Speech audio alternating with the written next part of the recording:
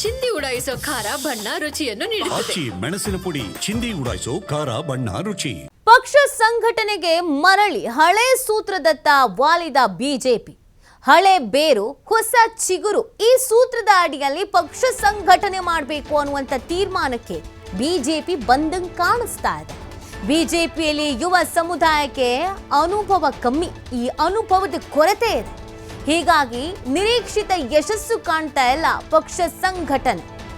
ಆ ಕಾರಣಕ್ಕಾಗಿ ಹಳೆ ಬರ ಅನುಭವದ ಅವಶ್ಯಕತೆ ಬಗ್ಗೆ ಯುವ ನಾಯಕರು ಮಾತನಾಡ್ತಿದ್ದಾರೆ.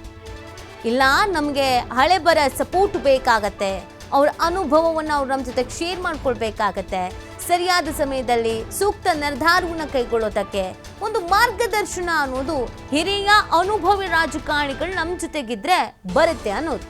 ಈ ಹಿನ್ನೆಲೆಯಲ್ಲಿ ಪಕ್ಷ ಬೆಳೆಸೋಕೆ ಹಿರಿಯರನ್ನ ಬಳಸಿಕೊಳ್ಳುವಂತ ಚಿಂತನೆಯಲ್ಲಿ ಇದ್ದಾರೆ.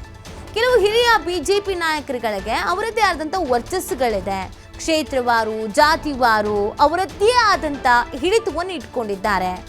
ಎಲ್ಲಿ ಹೇಗೆ ಮಾತಾಡಬೇಕು, ಯಾರನ್ನ ತಮ್ಮತ್ತಕ್ಕೆ ಸೆಳಿಬೇಕು, ಹೇಗೆ ಬ್ಯಾಲೆನ್ಸ್ ಮಾಡಬೇಕು, ಸಂಘ ಪಕ್ಷ ಇವೆರಡರನ್ನ ಹೇಗೆ ಸರಿದೂಗಿಸ್ಕೊಂಡು ಹೋಗಬೇಕು, ಇದೆಲ್ಲವೂ ಕೂಡ ಹಿರಿಯ ನಾಯಕರುಗಳಿಗೆ ಗೊತ್ತಿದೆ. ಹಾಗಾಗಿ ಆ ಹಿರಿಯ ನಾಯಕರುಗಳನ್ನ ಪಕ್ಷ ಸಂಘಟನೆಗೆ ಬಳಸ್ಕೊಳ್ಬೇಕು ಅನ್ನುವಂಥ ಚಿಂತನೆಯಲ್ಲಿ ಬಿಜೆಪಿ ನಾಯಕರುಗಳು ಇದ್ದಾರೆ. ಪಕ್ಷದಿಂದ ದೂರ ಇರುವವರನ್ನ ಮರಳಿ ಕರೆತರುವ ಬಗ್ಗೆ ಚಿಂತನೆಯನ್ನ ಮಾಡಲಾಗ್ತಾ ಇದೆ. ಸಮುದಾಯವಾರು ಕಾರ್ಯಕ್ರಮವನ್ನು ಆಯೋಜಿಸೋಕೆ ಪ್ಲಾನ್ ಮಾಡಿಕೊಳ್ಳಲಾಗಿದೆ. ಮುಖಂಡರನ್ನ ಮರಳಿ ಸಕ್ರಿಯ ರಾಜಕಾರಣಕ್ಕೆ ತರೋಕೆ ಪ್ರಯತ್ನಿಸ್ತಾ ಇದ್ದಾರೆ. ತೆರೆಮರೆಯಲ್ಲಿ ಈ ಪ್ರಯತ್ನವನ್ನು ಆರಂಭಿಸಿದ್ದಾರೆ ಕೆಲ ಬಿಜೆಪಿ ನಾಯಕರುಗಳು. ಕೆಲವರು ನಮಗೆ ಸಾಕಪ್ಪ, ವಯಸ್ಸಾಯಿತು, ನಾವು ನಮ್ಮ ಪಾಡಿಗೆ ನಾವು ಇರ್ತೀವಿ ಅಂತ ತೆರೆಮರೆಗೆ ಸರಿದಿದ್ದಾರೆ. ಇನ್ನು ಕೆಲವರು ನಮಗೆ ಅಧಿಕಾರನೇ ಸಿಗಲಿಲ್ಲ, ನಮ್ಮನ್ನು ಮೂಲೆ ಗುಂಪು ಮಾಡಿಬಿಟ್ರು ಸಾಕು ಅಂಥೇಳಿ ಸೈಡಿಗೆ ಹೋಗಿದ್ದಾರೆ. ಇನ್ನು ಕೆಲವರು ನಾವೆಲ್ಲವನ್ನೂ ಅನುಭವಿಸಿದ್ದೀವಿ, ಪಕ್ಷ ನಮಗೆಲ್ಲವನ್ನೂ ಕೊಟ್ಟಿದೆ, ಇನ್ನು ಉಳಿದಿದ್ದು ಬೇರೆಯವ್ರು ನೋಡ್ಕೊಂಡ್ಲಿ, ಈಗ ಯೋಚಿಸಿದ್ದಾರೆ ಅವ್ರು ಮುಂದುವರಿಸಲಿ ಅಂತ ಸುಮ್ಮನಾಗಿದ್ದಾರೆ. ಅವ್ರನ್ನೆಲ್ಲರನ್ನ ಒಗ್ಗೂಡಿಸ್ಕೊಂಡು ಇಲ್ಲ, ನೀವು ವಾಪಸ್ ಬರಬೇಕು, ಪಕ್ಷ ಸಂಘಟನೆಯಲ್ಲಿ ನಿಮ್ಮ ಪಾತ್ರ ಬಹಳ ಮುಖ್ಯದಾಗಿದೆ, ನೀವು ನಮಗೆ ಮಾರ್ಗದರ್ಶಕರಾಗಿ ಇರಬೇಕು, ಸಮುದಾಯವಾರು ಮೀಟಿಂಗ್ಸ್ಗಳನ್ನು ಮಾಡ್ತೀವಿ, ಸಮುದಾಯವಾರು ಸಮಾವೇಶಗಳನ್ನು ಸಮಾರಂಭಗಳನ್ನು ಮಾಡ್ತೀವಿ, ನಿಮಗೆ ನಿಮ್ಮ ಸಮುದಾಯದಲ್ಲಿ ಒಂದು ವರ್ಚಸ್ಸಿದೆ, ಈ ಫೇಸ್ ವ್ಯಾಲ್ಯೂ ಅನ್ನೋದಿದೆ, ಹಾಗಾಗಿ ನೀವು ಇರಬೇಕು ಅಂತ ಮನವರಿಕೆ ಮಾಡುವಂಥ ಕೆಲಸವನ್ನು ಮಾಡ್ತಾ ಇದ್ದಾರೆ. ಅದರಲ್ಲಿ ಹಿರಿಯ ನಾಯಕರಿಗೆ ಕೆಲವರಿಗೆ ಅಸಮಾಧಾನ ಇದೆ, ಕೆಲವರು ತೀರಾ ಬೇಸರ ಆಗಿ ಅಸಮಾಧಾನ ಆಗೇ ಪಕ್ಷದಿಂದ ಅಂತರ ಕಾಯ್ದುಕೊಳ್ತಾ ಇದ್ದಾರೆ, ತೆರೆಮರೆಗೆ ಸರಿದಿದ್ದಾರೆ. ಇನ್ನು ಕೆಲವರನ್ನು ಇವ್ರುಗಳೇ ಪಕ್ಷದಿಂದ ತೆರೆಮರೆಗೆ ಸರಿಸಿಬಿಟ್ಟಿದ್ದಾರೆ. ಹಾಗಾಗಿ ಯಾರ್ಯಾರು ಇದಕ್ಕೆ ಓಕೆ ಅಂತ ಹೇಳಿ ಬರ್ತಾರೋ, ಪಕ್ಷ ಸಂಘಟನೆಯಲ್ಲಿ ಹೇಗೆ ಭಾಗ್ಯ ಆಗ್ತಾರೋ, ಈ ಪಾಯಿಂಟ್ ಏನಿದೆ ಈ ಪಾಯಿಂಟ್ಗೆ ಒಪ್ಕೊಳ್ತಾರೋ ಅನ್ನೋದೊಂದು ಪ್ರಶ್ನೆ ಇದೆ. ಈಗ ಯಡಿಯೂರಪ್ಪನವರು ಕಂಬ್ಯಾಕ್ ಮಾಡಿಬಿಟ್ಟಿದ್ದಾರೆ. ಆಲ್ರೆಡಿ ಪಕ್ಷ ಕಚೇರಿಯಲ್ಲಿ ಕುತ್ಕೊಳ್ತಾ ಇದ್ದಾರೆ. ಕೆಲವು ಹಿರಿಯ ನಾಯಕರುಗಳನ್ನು ಮಾತುಕತೆ ಕರೀತಾ ಇದ್ದಾರೆ, ಮಾತಾಡ್ತಾ ಇದ್ದಾರೆ. ಸಾಧ್ಯ ಆದರೆ ರಾಜ್ಯ ಪ್ರವಾಸವನ್ನು ಮಾಡ್ತೀನಿ ಅಂತಲೂ ಕೂಡ ಹೇಳ್ತಾ ಇದ್ದಾರೆ. ಆದರೆ ಕೆಲವರಿಗೆ ಪ್ರಾಬ್ಲಮ್ ಇರೋದು ವಿಜಯೇಂದ್ರ ಅವರ ನೇತೃತ್ವದಲ್ಲಿ ನಾವು ಹೋಗೋದಕ್ಕೆ ಸಾಧ್ಯ ಆಗೋದಿಲ್ಲ ಅಂತ. ಈಗಾಗಲೇ ಅಸಮಾಧಾನಿತರು ಒಂದು ಗುಂಪಾಗ್ಬಿಟ್ಟಿದ್ದಾರೆ. ಹಿರಿಯರು ಮನೆಗೆ ಸೇರ್ಕೊಂಡಿದ್ದಾರೆ. ಕೆಲವರನ್ನ ಪಕ್ಷವೇ ಕೈ ಬಿಟ್ಟಿದೆ. ವಿಜಯೇಂದ್ರ ಅವರು ನಮ್ಮ ಮುಂದೆ ಚಿಕ್ಕವರು, ನಾವು ಯಡಿಯೂರಪ್ಪನವರ ಸಮಕಾಲೀನವರು, ಯಡಿಯೂರಪ್ಪನವ್ರ ಜೊತೆಗಿದ್ದವರು. ನೀವು ವಿಜಯೇಂದ್ರ ಅವರ ಅಧ್ಯಕ್ಷತೆಯನ್ನು ವಹಿಸ್ಕೊಳ್ಳಿ, ಅಥವಾ ಅವರ ನೇತೃತ್ವದಲ್ಲಿ ಅವ್ರ ಮಾರ್ಗದರ್ಶನದಲ್ಲಿ ಹೋಗಿ ಅಂತ ನಮಗೆ ಹೇಳಬೇಡಿ ಅನ್ನುವಂಥ ಅಸಮಾಧಾನವನ್ನು ವ್ಯಕ್ತಪಡಿಸಿ ದೂರ ಆಗ್ಬಿಟ್ಟಿದ್ದಾರೆ. ಈಗ ಮತ್ತೆ ಆ ಹಳೆ ಬರನ್ನ ಮತ್ತೆ ವಾಪಸ್ ಕರ್ಕೊಂಡು ಬರೋದು ಅಂತಂದರೆ ಒಂದು ಸವಾಲು ಕೂಡ ಇದೆ. ಅವ್ರನ್ನೆಲ್ಲ ಒಪ್ಪಿಸ್ಬೇಕು, ಮೆಚ್ಚಿಸ್ಬೇಕು. ಬಟ್ ಈ ಸೂತ್ರ ವರ್ಕೌಟ್ ಆಗಬಹುದು ಅನ್ನೋದನ್ನು ಬಿಜೆಪಿ ನಾಯಕರು ಮನಸ್ಸಿನಲ್ಲಿ ಇಟ್ಕೊಂಡಿದ್ದಾರೆ. ಈ ಸೂತ್ರ ಎಷ್ಟರ ಮಟ್ಟಿಗೆ ವರ್ಕೌಟ್ ಆಗುತ್ತೆ ಅನ್ನೋದು ಪ್ರಶ್ನೆ ಇದೆ. ನೋಡಿ, ಈ ಕಾಂಗ್ರೆಸ್ ಸರ್ಕಾರ ಅಧಿಕಾರಕ್ಕೆ ಬಂದಾಗಿಂದ ಬಿಜೆಪಿಗೆ ಹಲವಾರು ಅಸ್ತ್ರಗಳು ಸಿಕ್ತು.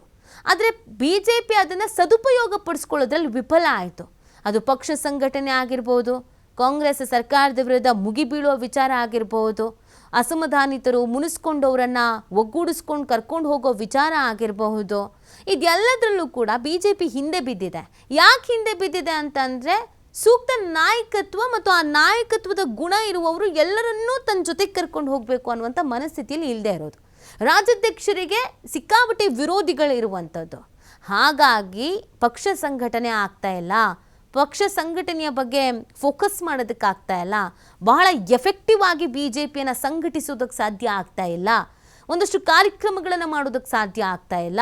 ಇದೆಲ್ಲವನ್ನು ಸರಿದೂಗಿಸ್ಕೊಳ್ಬೇಕು, ಎಲ್ಲವೂ ವರ್ಕೌಟ್ ಆಗಬೇಕು ಅಂತ ಅಂದರೆ ನಮಗೆ ಈ ಪಕ್ಷದಿಂದ ಅಂತರ ಕಾಯ್ದುಕೊಂಡಿರುವ, ಪಕ್ಷದಿಂದ ದೂರ ಇರುವ BJPಯ ಹಿರಿಯ ಅನುಭವಿ ನಾಯಕರುಗಳು ಬೇಕಾಗಿದ್ದಾರೆ ಅನ್ನೋದು ಇವ್ರ ಚಿಂತನೆ. ಇದಕ್ಕೆ ಎಷ್ಟರ ಮಟ್ಟಿಗೆ ಸಹಾಯ ನೀಡ್ತಾರೆ, ಸಹಾಯ ಮಾಡ್ತಾರೆ, ಇದು BJPಯಲ್ಲಿ ಎಷ್ಟರ ಮಟ್ಟಿಗೆ ಚಾಮ್ ತರುತ್ತೆ, ಇಲ್ಲಾಂತಂದರೆ ಮತ್ತೊಂದಷ್ಟು ಭಿನ್ನಮತ ಅಸಮಾಧಾನಕ್ಕೆ ಕಾರಣವಾಗತ್ತೆ ಅನ್ನೋದು ಈಗ ಕುತೂಹಲಕ್ಕೆ ಕಾರಣವಾಗ್ತಾ ಇರುವಂಥದ್ದು. ಯಡಿಯೂರಪ್ಪನವರು ಕಮ್ಬ್ಯಾಕ್ ಮಾಡಿದ್ರೆ ಅದರಲ್ಲೂ ಕೆಲವರಿಗೆ ಬೇಸರ ಇದೆ.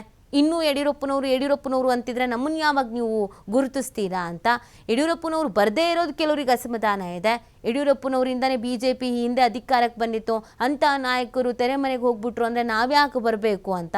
ಯಡಿಯೂರಪ್ಪನವರು ಆಪ್ತ ವಲಯದಲ್ಲಿದ್ದವರಿಗೆ ಕೆಲವರು ವಿಜಯೇಂದ್ರ ಅವ್ರ ನಾಯಕತ್ವ ಒಪ್ಕೊಳ್ಳೋದಕ್ಕೆ ರೆಡಿ ಇಲ್ಲ.